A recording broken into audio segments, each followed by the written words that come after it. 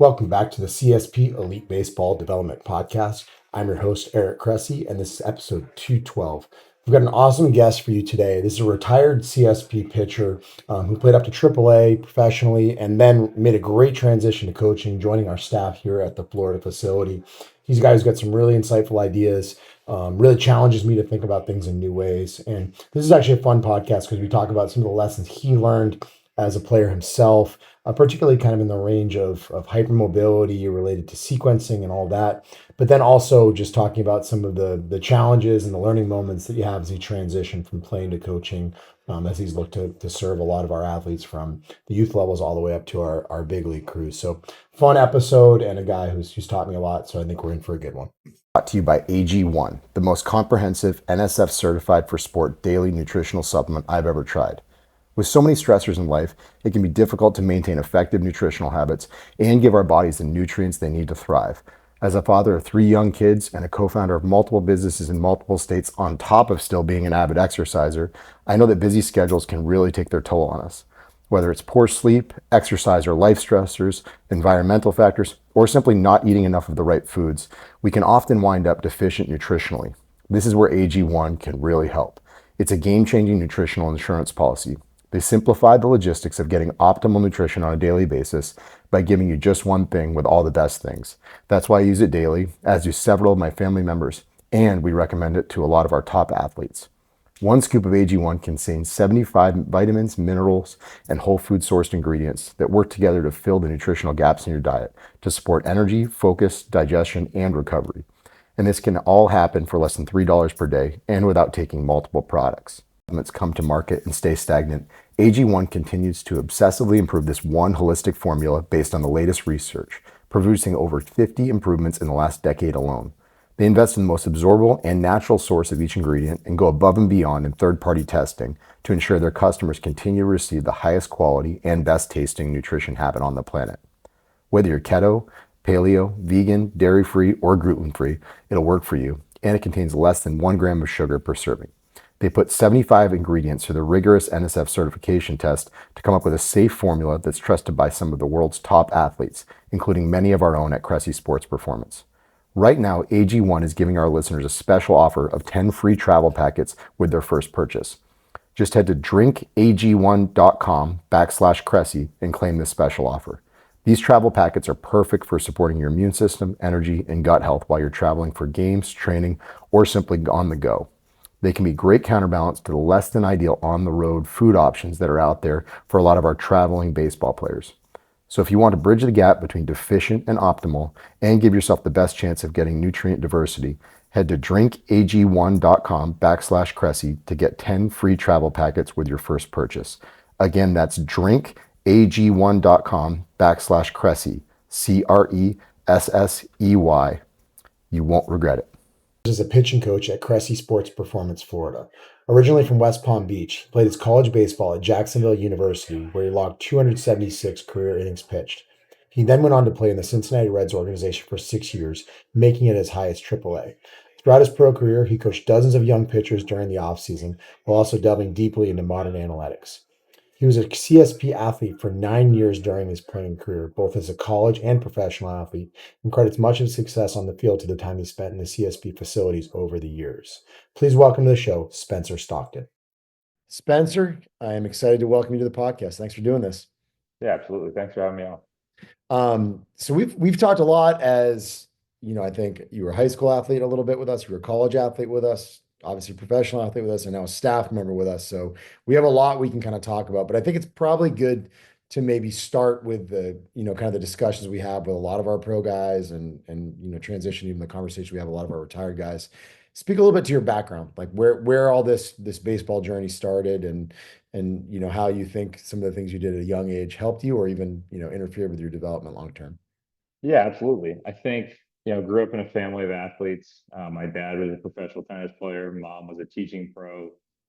Both grandparents were teaching pros in tennis. And so, just being on a tennis court or being around sports was just kind of what growing up was. And didn't get big into baseball until a little bit later, certainly in terms of like a South Florida timeline. People are committing to SEC schools at 9 years old. I didn't play travel ball until I was 14. And so maybe a little bit later, but I think it actually helped me out because I got involved in obviously tennis and golf and basketball um, baseball was just like another a time of year instead of an entire year. And then it got to high school and it became a little more serious. I had a brother who trained at CSP as well, who was 4 years older than I was. And as any younger brother, I just kind of did whatever he did. And when he committed to Division One baseball school, I was like, that looks like a lot of fun. I think I want to do that.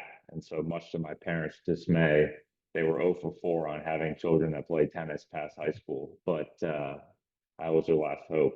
But that's kind of when I got into maybe the S&C side of things, and not great, albeit was probably doing all of the wrong things. Long distance running every day of the week, um, crossover symmetry bands until I couldn't see straight, stuff like that. But my head was always, I think my heart was in the right area. Like I was trying to do the right things. I just maybe 15 years ago didn't know what to do. Um, and then had one offer at a high school, and that was to Jacksonville University. I didn't throw very hard, but I could pitch. I couldn't move very fast, but nobody told me to move faster. And then I played 4 years in college. It was 300 innings. I didn't miss a day. I didn't miss a start. Again, it wasn't sexy. I didn't throw hard, but just got the job done and didn't have any affiliate opportunities, didn't get drafted for a lot of reasons. But that's kind of when the CSP career really took off in terms of, I think I put in like 14 straight months in the gym. And I remember talking to you and it was like, how do we sell out for velocity a little bit? Because I could pitch, I could get outs, but I couldn't throw hard enough. And went out to indie ball and I got lucky that back in 2019, every affiliate had 3 rookie ball teams. And there's a lot of injuries back then, and every org, not just the Reds. But I got an opportunity to play there. I threw a lot of innings in my short year in 2019 for the Reds, and I think that allowed me the opportunity to come back for spring training every year. Um, and that was kind of it. I mean, we just kept coming back until somebody told me to stop coming back, and that's kind of the epitome of my career. It's funny because I was like going through the questions that we were going to talk about tonight. I'd forgotten that 2020 was your second year in pro ball. And like you were part of a group of guys, I mean, at CSP, I mean, Pete Strzelecki is always one that stands out, like guys that had to effectively create their own minor league season just to get the innings in, particularly for you, because you had always been used to like kind of a high chronic workload. Talk about what 2020 did for you. Because I think, we have a lot of people that are curious about gap years and things like that. Like 2020 was like a gap year for a lot of minor league baseball players. They got continuity in their training where, in other years maybe they had the 9-hour bus rides and staying in unfamiliar hotels and maybe the food wasn't what they expected. What did that mean for you? And do you think it actually made a really big difference for you? I think it did because really less on the physical side, but more on the mental side. It was everybody talks about as an athlete, who you are when you're not an athlete anymore, right? And this is something that, like on paper, I'm experiencing now, being less than a year removed from it. But in 2020, it was my name is Spencer. I'm a baseball player. I play for the Cincinnati Reds. There was nothing other than that in my life that I could like cling on to. And you go out to spring training, 2 weeks in, COVID happens, you come back home and the rumor was like, hey, there's a realistic possibility that you don't come back to Arizona for a year and a half.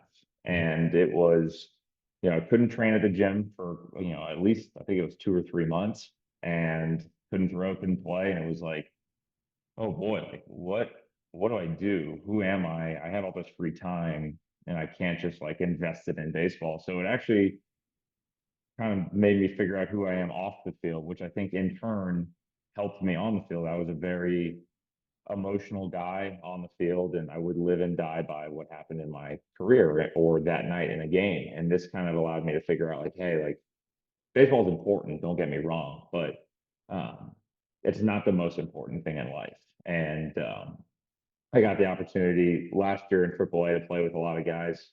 Your first year in AAA, you play with people who have been in the big leagues or been around big leaguers. And a lot of guys in AAA have families and kids. And I remember this one guy was having this amazing first 2 months of the season, he had a really bad game, like horrendously bad. And after the game, he was totally okay with it. And I remember asking him, like, hey, like, how do you do that? And he's like, when the game ends, I have to be a dad.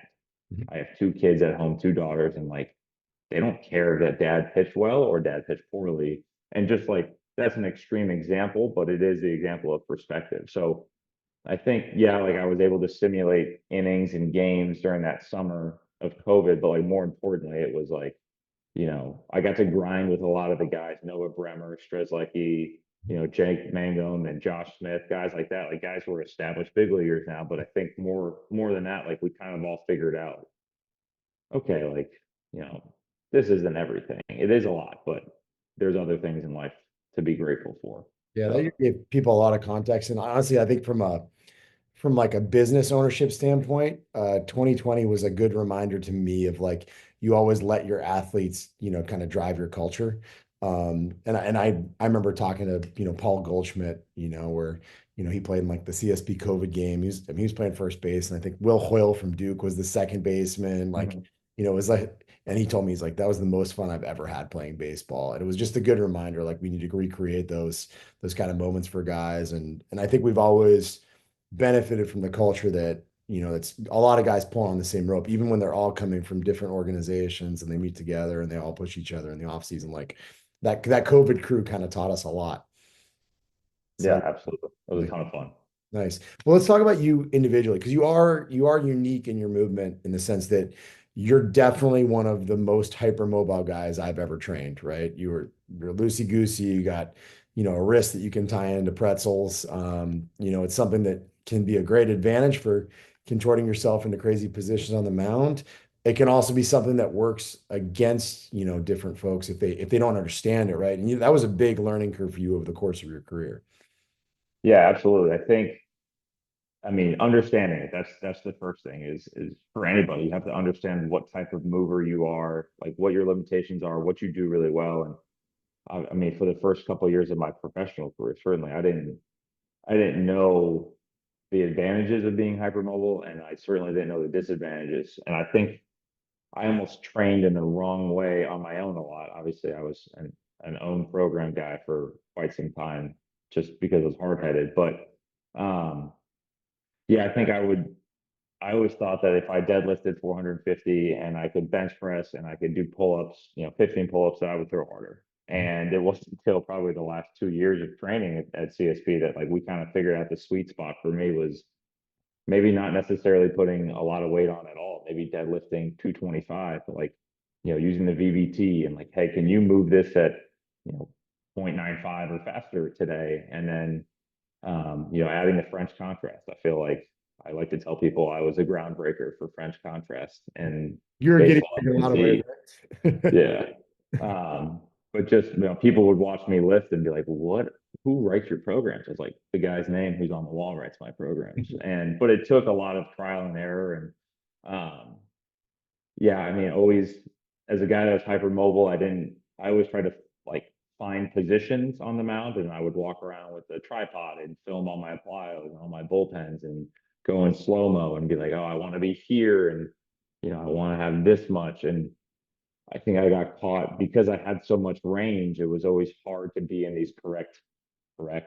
positions for what the industry says is correct. So again, the sweet spot for me was why don't we just be more athletic and move a little bit faster through positions or through transitions instead of trying to like force yourself into positions. And I mean, something I wish I had told myself when I was 24 instead of sitting here at 29. But ultimately, it were great lessons learned because now I can apply them, on the coaching side of things. I always talk to like folks, it's like it's not just the positions, it's also the pressures, right? It's not just like the joint angles, it's the forces that are acting. So like I think there are a lot of people who are listening to this, and we hear this a lot. You get like the veteran big leaguers who retired, 20 years ago, are like, oh, young pitchers are just like bodybuilders, they're not flexible enough. And like that may be the case for some athletes, but we see just as many at the other end of the spectrum who are hyper flexible, and you think that this flexibility is going to inherently relate to performance, and a lot of times it's just a lot of motion that you can't control. You can't have good stiffness, right? And I think stiffness has this really bad connotation, but the truth is that like you need stiffness to be successful. So like where were your biggest challenges? Like, was it on the sequencing side of things? Was it understanding which segments should be moving fast and other segments should be stopping? Like, what were your solutions that really helped you, beyond just the training side of things, but mechanically? Yeah, I think um, I sequencing was definitely an issue always.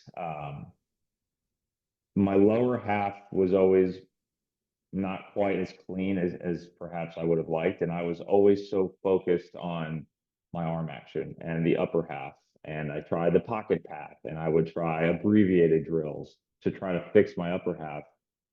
And then it was like last year, maybe a year ago, and I had a coach was like, I think you're focusing on the wrong thing. I think the lower half is what helps pattern the upper half, right? So think of like the foundation of a house. Like if you have a really cool second story, but your foundation is poor, oh, I don't know if I want to be up there for very long. And I just never focused enough on the lower half, especially not that lead leg block is everything, but I had none of it. And um, you watch some of these elite athletes that think of like a Bruiser Gratterall, like he doesn't look like he's trying very hard, but that's because his lower half is so efficient.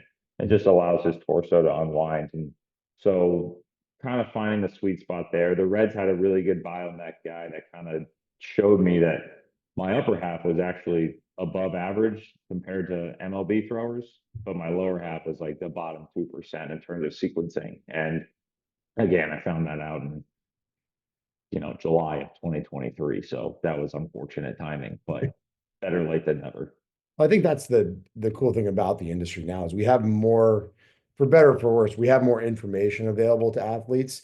And there are a lot of athletes out there who are just, not strong enough to fight their way out of a wet paper bag. And for them, this sequencing conversation may not be as important versus a guy who worked really, really hard in the gym, like you said, turned over every rock. You're doing French contrast, you're doing Proteus, you were jumping on force plates, all of it. Like the sequencing discussion is vitally important for someone like you. And then obviously you got to know how to coach it and and train it. But and you look back, like I think the other thing you mentioned was like this whole idea of like we've talked about this, like training smarter, not just harder, like and being aware of like what actually moves the needle. How does that conversation like relate to what you talk to with young athletes now? Because it's very different discussion when you speak about that to a Reed Detmers or Jesus Luzardo versus what you would say to, a 16-year-old kid that was at the facility today. Yeah, I think, So I guess it's you probably know, to sum that up. yeah, I think, every athlete's different. Like some guys, what we see at the gym a ton, especially from like young high school guys or maybe young college guys is, everybody wants to sell off the velocity. And that's great. Like honestly, that is important because that's what gets you in the industry or that's what opens doors. But a kid that's 165 pounds telling me he wants to throw 95, like it's not realistic and it's not safe. And so there has to be like a strong foundation in the weight room. You have to be able to eat. Like a lot of these kids come in, they have these pipe dreams of being a big leaguer, but they can't eat breakfast. Or they come in at 2 o'clock and I'm like, when's your last meal? He's like, I had chicken parm last night. So, um, it's about finding like the lowest hanging fruit. And, like you said, if you're 26 years old, you've got 4 years in the big leagues, yeah, you probably know how to eat and you probably know how to handle your body. If you're 17 years old and you throw 90 and you're 170 pounds, like that's great. But like right now, you're a Ferrari with no brakes. And like, I wouldn't want to be the driver of that car. So, um, there's give and take. And for me, I was always so routine oriented. I thought if I missed the day in the gym, my career would end. Or, if I didn't do that plyo drill, I wouldn't have a good game. And so, you know, again, it was a learning curve for me to figure out that, hey, actually, less is more. And I learned that the hard way with the Reds. They strapped the pulse on me and they're like, hey, you made 195 throws today. I was like, yeah, I know. They're like, you didn't even pitch. I'm like, well, I felt good. And I was like, well, you're trying to throw harder, but you're throwing hard every day. And so that was a huge learning curve for me. It was like, okay, for me, less is more. And same in the gym. Like we stopped doing 4 lifts a week for the last 2 years of my career because it's like you don't probably need to lift any more weight. You probably need to just move a little bit faster and be fresh when you do step on the mound, which is a problem I had every time. So I think when you show up consistently for an extended period of time and put in the work, you earn the right to have adjustability. Like Mhm. we never even talked about this, but like when you told me that you like went out and played tennis with your dad or something like that, I'm like, great, do it instead of movement stuff, right? When you and Painter and Lizardo and Hauk were like playing pickleball, awesome movement based stuff. Like we see our pro guys every Saturday morning. Movement training becomes football routes, right? That's just the nature, or frisbee. Like that stuff, I think is so vitally important, particularly after like a long season that's just so regimented. Like for me, like yeah, our position players like they need to sprint on timing gates. They need to, use the 1080. They use all these devices that can make them better. For our position, I mean, for our pitchers, I'm kind of like just go find a way to be athletic. Do it safely. Don't get hurt. Like we know there's horror stories of that happening, but I think there's something to be said about having some movement variability for those guys when it's been so regimented. And frankly, it kind of fits with that workload management discussion. Maybe the way I would build on that is like how many young pitchers that you see actually understand that? Like Zero. I mean, less than 1%. And like young pitchers in terms of like guys, I mean, all the way up to the big leagues, I'll be honest. It's just, every day, every day, every day is, like what I really want is I want to have 20 radar guns outside of our facility to prove to guys that like I don't think they actually know how hard they're throwing. they're Um, so much better now than high school kids were 15 years ago. It's such a right. different. Yeah. I mean, I long tossed with a high school kid today and it was, I mean, I hated it, but it was 320 feet and I think I counted it was like 88 throws. I was like, hey, how many throws do you think we made? He's like, yeah, 45. It's like, okay, well, we made it like close to 90. Plus, you probably did 20 plyo throws. Like, we're pushing 110 throws. Like that's just too many throws. And I mean, that's a conversation you sit down and you have with them. You try to educate so that they understand it instead of like reprimanding them. That's something that I learned very early on as a coach. It's like nobody wants to be reprimanded for how many throws they made. But if you can educate, like, hey, I think you could throw harder if we cut your throw count by 20% every day so that the time that you do have to step on it, you're a little more fresh and ready to roll. We interrupt this podcast with a quick reminder that this episode is brought to you by AG1. It's an NSF certified all in one superfood supplement that features 75 whole food sourced ingredients designed to support your body's nutritional needs. I use this product daily myself, and a ton of our athletes do as well. Head to drinkag1.com/Cressey and claim my special offer of 10 free travel packets with your first purchase. AG1 gives you peace of mind that you're covering all your nutritional bases. Again, that's drinkag1.com/Cressey, Cressey, and you'll get that special offer. And there's like a great parallel for that. Like look at sprinting, like auto regulation, right?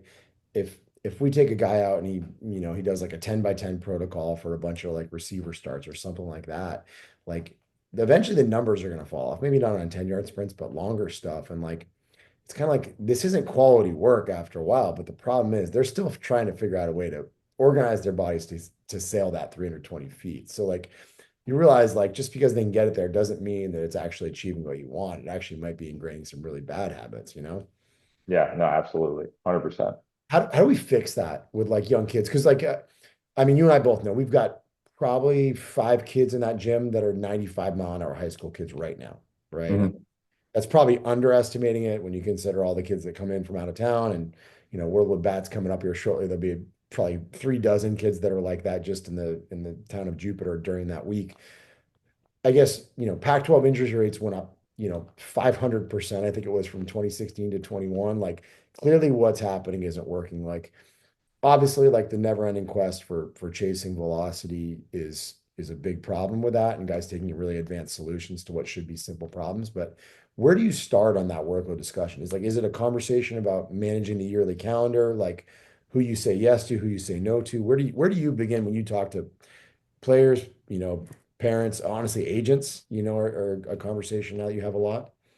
Yeah, I think, especially the high school kids and the ones that are blessed with these like lightning rods attached to their torso, you know, we had a kid come in and he's just committed to a Division I SEC school and he's up to 95 and like he's not what a 95 mile an hour pitcher would typically look like. He's a little smaller and skinnier and he's super pumped about pitching in the fall. And it's like what are you trying to achieve? I think that's the first question. It's like, where do we want to end up? It's like, oh, I want to end up in the big leagues. So it's like, okay, so if that's a 5 year plan, can we only hurt or help by pitching like right now in the fall? Like you've already committed. Scouts are going to be at your game. Every time you touch a ball in the spring, there will be probably 10 teams to watch you do it. I don't know if pitching 2 innings in October is going to really change the needle. Like it's not going to get you more money. It could get you less money. And the draft is now pushed back, whatever it is, 6 to 8 weeks. Like you have time to go to Arizona and do the draft combine if you needed to, if you needed to show up. But if you did really well in the spring, you just go out there and you shake hands. So I think it's finding the timeline for what's right. And then trying to make these guys understand that it's like that W curve, right? So, if you throw a bullpen one day, the next day's got to be that light athletic catch play day. And, I've talked about workload management before. And I mean, I think that solves not a lot, but that solves a good percentage of the arm injuries that we see. It's just kids don't understand, especially like little leaguers, right? You throw in a game on Friday and then you throw in another game on Sunday and you played shortstop and catcher on Saturday. Like, yeah, I'm not surprised your elbow is falling off. You're not doing it the right way. And so, you have to try to get the parents involved too if they're young enough so that they understand. Some of these coaches, when you get in the moment, as somebody that's coached before, like you get in the moment, you want to win. And I don't fault these guys for doing it, but I don't remember any of the games that I won or lost at 12 years old because you're out there to have fun, you're out there to learn, but you do remember if you get hurt. So again, if like the goal is to be in the big leagues, it's, why are you throwing 110 pitches in any game before that? Because, let's take Luzardo for an example. He's thrown 109 pitches. That's the limit that he's gone this year in 28 starts. He's got 161 innings. Like he's a full grown adult and they're not letting him do it. So why would a 15-year-old do it? So I think there is like a perception. I think you talk again, it's not to belabor these like retired big league guys that, like I could never throw enough. Like people pitch too little, or says people pitch too much and throw too little. And to some degree, I agree with that, just because the competitive calendar has been stretched so much. But I think that observation of like just get out long toss, long toss, long toss, it's great. It can certainly help kids. I think what we forget is that the calendar is so long that they're always in development. There's a time to idle. Like I wish more people could actually come to our facility the first couple weeks in October when guys are just getting back. All of them are like hanging after a long season, and they are just outside like flipping the football. Maybe they're like playing catch really lightly at 60 feet, but no one's going like foul pole to foul pole. They're doing like the most basic gradual idling till really like Thanksgiving, even like December 1st for most of them.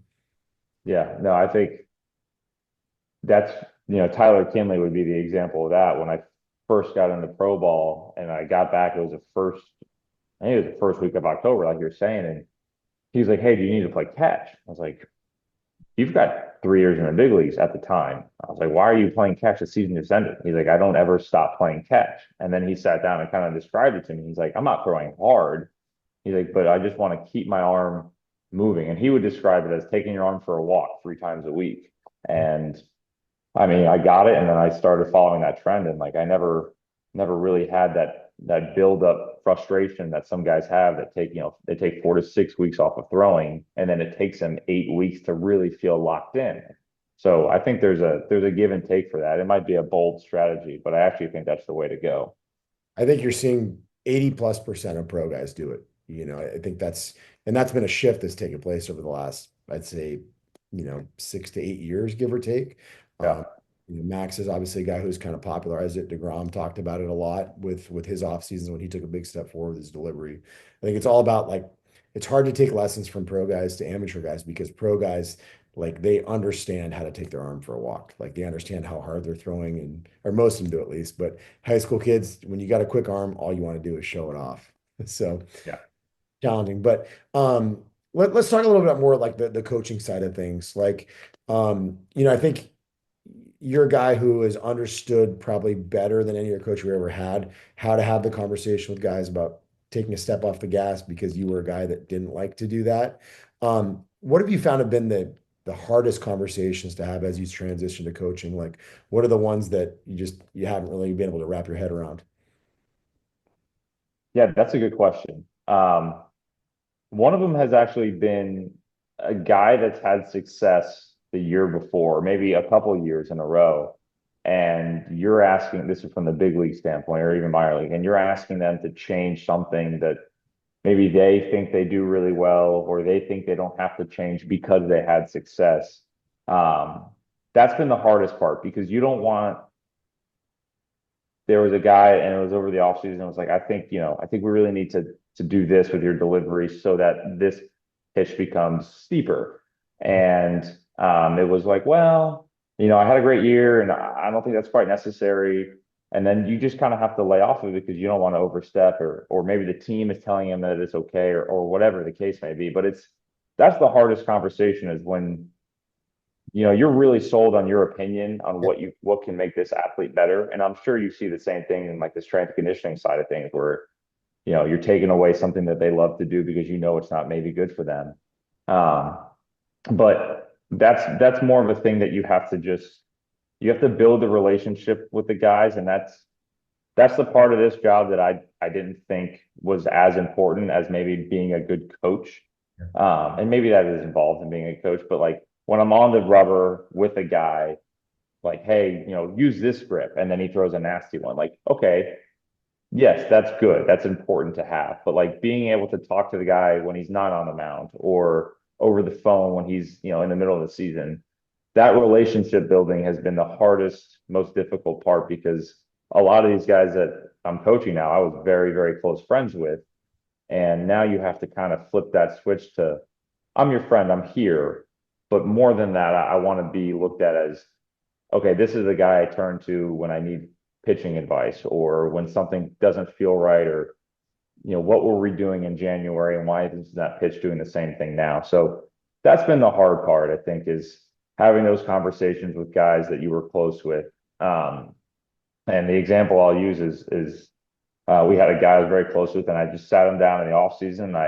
He didn't ask for it, but I made him a presentation of his last 3 years in the big leagues, and basically I was like, I think you could be an all-star, and I don't even think it's close. And here's the things that I think you can do better job of, and one of them was consistency. Like I think you disappear for a week at a time, and I don't know if you're throwing. And as a friend, when I was training with him, you can't say those things. But now I was his coach. I was like, hey, like if you want to be an all-star, these are the steps you have to take. These are the pitches we have to throw better. And here's why. And I just showed him the objective data. And I think everybody, for the most part, is respects at least the objective side of it, where it's like, this isn't really my opinion anymore. This is literally what the data shows, right? Like when you throw this pitch at 7 vert or less, you get whiff 60% of the time. It's like, okay, now we know that that's what we're going to work on. So, um, yeah, that's definitely been the transition thing that I've been trying to figure out and learn as fast as I can, really. Yeah, I think that's like I mean, it's a cool coaching lesson for everyone who's listening is like the more advanced the athlete, the more you earn the right to give them like really just direct feedback, right? Like it takes time for those guys because presumably they've had 400 coaches along the way to being a 10-year big league big leaguer. I think what probably helped you too was they saw how hard you worked for how long, so that when you went from being a peer to a coach, like the transition was a lot smoother because they realized that you had to work your butt off to get to AAA. Like you weren't just Yeah. a gift from God armed. So I think that speaks volumes for like the work that you put in. All right, let's pivot more. I want to talk about biomechanics lab. We got some cool stuff going. We're having this conversation in early September. This will probably run towards the latter half of the month when all of our lab installs are in play. But talking about this whole idea of using data and feel to coach. Like I think we're obviously in a world that's chasing a lot of objective metrics, and certainly a biomechanics lab with force plates in the mound, 10 cameras with real-time feedback. Talk to me about how that's going to change the way that we coach for the better, but also speak to what you don't want it to take away. Like what is it that you do intuitively that is important to your success? Yeah, I think so. First and foremost, I think not to jump on the bandwagon of attacking retired MLB vets, but it's like nobody knows how to pitch anymore. It's all about velocity, too many walks. And like, okay, yeah, there's certainly something to be said for that. But if you want to be a big leaguer, you have to throw hard, right? And I know that because I was in AAA throwing 90 and I learned that lesson that it just doesn't really get the job done. And so where the lab comes into play is, we're not just a baseball facility that has a pitching lab. We're a strength and conditioning facility that has a pitching department with a lab. And what that enables us to do is, okay, maybe if you go somewhere else, or I had a lab in my backyard, you come over, you throw 10 pitches, and it's like, hey, you do a horrible job sequencing your lower half. You don't rotate your upper half very fast. You're in the 10th percentile of torso velocity. So that's what you have to go home and work on. Okay, then you go home, you work on it. Where we can take that in is, we can have player A throw, and I can then give you the data, you're his strength conditioning coach. And I'm like, hey, these are the limitations that we see. What do you have from a strength and conditioning side? He's a hypermobile guy. He's got all this T-spine mobility. How come we can't tap into it on the mound? And then we can have these discussions of, okay, we actually have like data that we can look at that says, okay, like these are the directions we have to go. We have to pivot. And whether we pivot from a strength conditioning side, maybe it's a manual therapy side, maybe it's a PT guy who's returning from Tommy John. He's 14 months out and he can't break 90 miles an hour. Like the possibilities are endless, but it just gives us such a better picture of information to coach off of. And I think that's the cool part being a CSP guy for the last 10 years is my very first eval with Tim Jeremini was great. I was blown away. My last eval with you over the course of 9 years of being an athlete, the information that you were able to receive via the physical eval, which probably has changed a little bit, but I would say not that much. But then it was the Proteus testing, the force plates. I would do grip testing on my own, like all of that stuff. Yeah. Like it just gives you so much more information to coach off of. And we were in an eval a couple of weeks ago, you and I, and you're like, oh, this guy, his, his force plate is going to look like this. I know it because, this is what it presents. And you were spot on because we had more information to do it. And so I hope that's what the lab allows us to do, where it's, one guy throws a pitch, we get the data immediately. And it's like, I've seen this story before. I know exactly what direction we're going to go because this is what we did with somebody else. Where right now it's, okay, you're a wide and you're hypermobile and you throw like Tanner Houck, but I'm not sure if you're in the same positions really. So pitching is more of an educated guess, as much as I don't want to admit that. I think we're very educated in our guessing, but the lab just becomes almost a foolproof solution to where it's like, nope, that's the data and here's how we fix it. And I think what you hint. I mean, in a way you described just. I always say synergy. It's like how the different departments relate together, and we both have seen it. Like people go to biomechanics labs, they get these full-on reports, and then 75% of them walk out there and they say you need more scap load and more hip shoulder separation. It's like it's actually comically reductionist, and it's a huge problem. And in reality, they always think it's a drill fix or something like that. In reality, some of those things might simply be poor because the sequencing earlier in the delivery is off, or there's some kind of physical strength that's blocking it. Like just telling people to pinch their scaps more or to like create more hip shoulder separation, you're probably going to tear an oblique. Like, so sometimes it's understanding that simply some people aren't going to fit the averages. They're going to get things done. We have guys that throw 100 who aren't really fast upper halves. They just sequence at a really elite level. So that's what I'm excited about is to build a really cool data set. And the more you do, the better you get at it because you have such a large library to draw from. Yeah, Um, 100%. so talk to me a little bit about like, data versus feel with respect to like, you know, I think people chase a lot of shapes and metrics, and they sometimes lose sight of the fact that those pitches are part of a bigger discussion, right? Maybe they're set up by other pitches. Maybe certain ones are deceptive and others aren't. Because we have seen people that metrically look awesome and then get whacked when they get into actual games. So maybe talk a little bit about how you approach those discussions with a lot of our higher level guys. Yeah, I think not to use Jesus as an example again, but it's a perfect one. It's all right. Like we sat him down, we're like, we think you should throw a pitch that moves right a little bit. So he's a left-handed pitcher. We want something with some positive horizontal break. So prior to this year, the arsenal was maybe a little bit of a dead zone four seam, and he's gonna be mad at me for saying that, but that's the truth. He A throws it. sinker, yeah, a sinker that's good to left-handed hitters because of the velocity and the release angle. A really, really good changeup and a gyro slider. That's great. Love the gyro slider. But it's the gyro slider struggles to lefties because nothing is really coming off the plate. They don't have to respect anything moving away from them. And as a left-handed pitcher that throws 100, he had underwhelming numbers against lefties. He almost had better splits against righties up to this point in his career.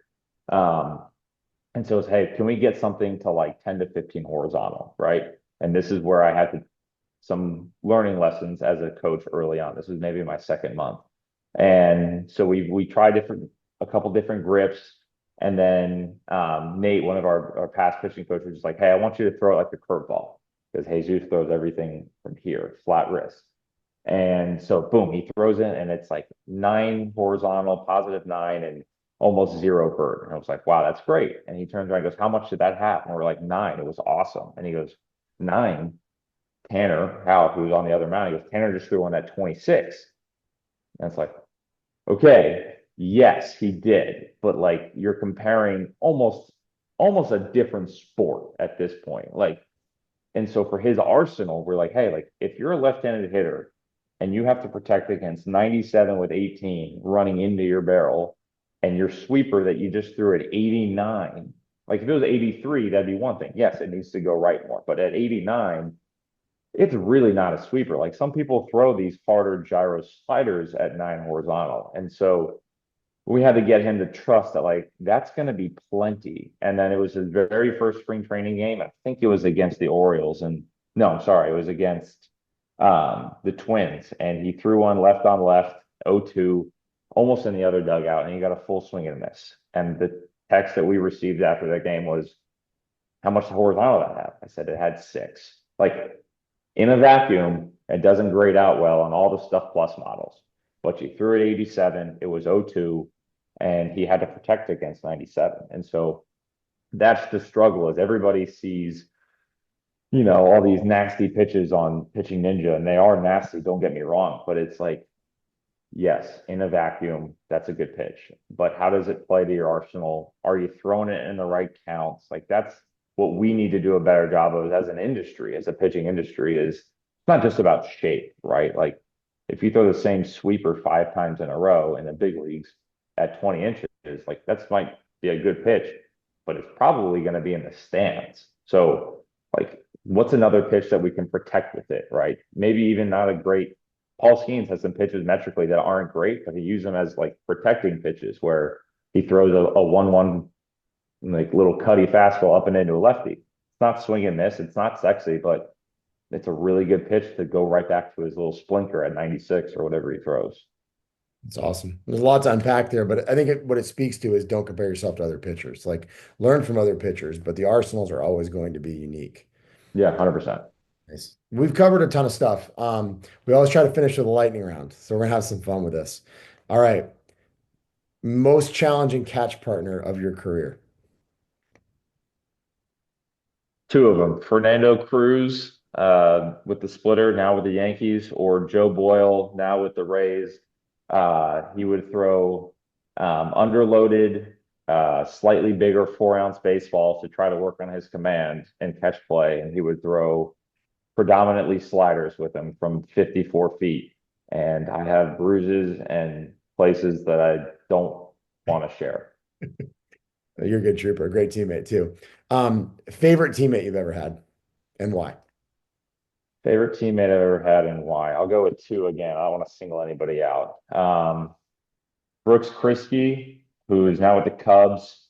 He was the guy I was referencing earlier. He had a bad game, and he would always remind me about like perspective and that again, there's more to life. And he was just a very uplifting guy. Whenever I had a bad game or a bad stretch, he would just do a good job of finding me out and just being like a good veteran. And then Another great teammate. I go Evan Kravitz with the Reds. He's my best friend. Again, just a great guy. Was always had my back, and yeah, just you know, great guy. What is the thing that keeps you up at 3 a.m. staring off into blackness? What are you excited to learn about right now? I'm excited to learn about the lab. I know there's a lot of information that I don't possess yet.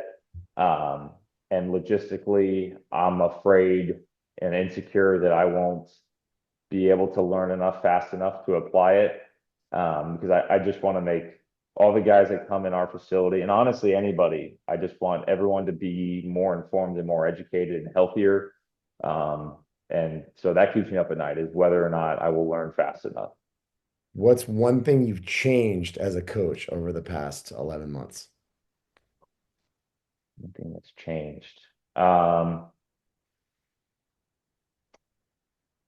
I what I think is important sequencing is not what I had originally thought was important sequencing. I thought arm speed was irrelevant, and I have since learned via our motion capture system now that torso velocity is important, lower half velocity is important, pelvis velocity is important, but some guys are just gifted with arm speed that you can't teach.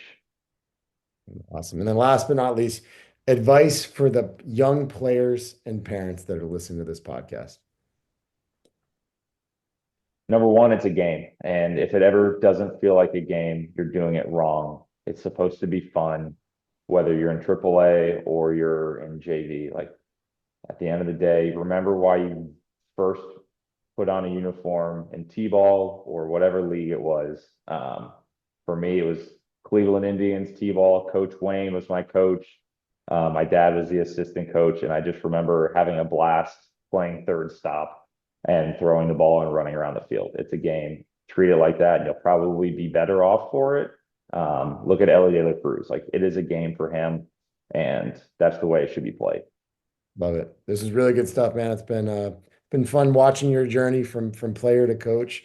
Certainly appreciate you carving out some time. We got a lot of cool stuff coming up, so we will put a date in the calendar to do a subsequent podcast where we talk about all the things that we learned this offseason. Absolutely. Appreciate you having me on, Eric. Got it, man.